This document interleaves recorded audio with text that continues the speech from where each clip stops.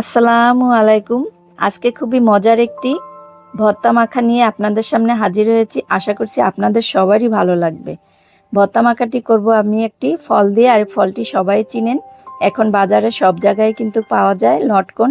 আমরা আমজাম কত কিছু দিয়ে তো ভর্তা মাখা খেলাম, লটকন দিয়ে কি কখনো কেউ খেয়েছি?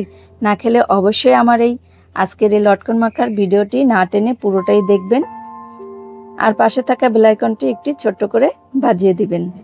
দেখুন, আমি প্রথমে লটকনগুলো কেটে এর ভেতরের কোয়াগুলোকে সুন্দরভাবে নিয়ে নেব। এভাবে শুধু কোয়াগুলোকে ভালো করে নিতে হবে। এভাবে এক এক করে আমি সব লটকনগুলোকে কেটে নেব।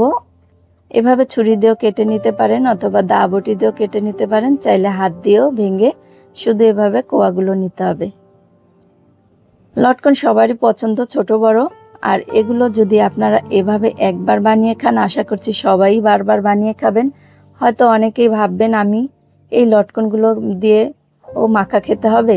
ভাই, লটকন মাখা খেতে যে এত মজার, না খেলে কেউই বুঝতে পারবেন না। দেখুন, আমি সবগুলো কোয়াগুলো নিয়েছি। এবার এর ভিতরে দুটি উপকরণ আমি অ্যাড করব। একটা হলো শুকনো ঝালের গুঁড়া। এখানে আমি দুটি শুকনো মরিচ টেলে এগুলোকে ভালো করে গুঁড়ো করে নিয়েছি। আর দিয়ে দেব বিট লবণ। এখানে পরিমাণ মতো বিট লবণ দিয়ে দিচ্ছি।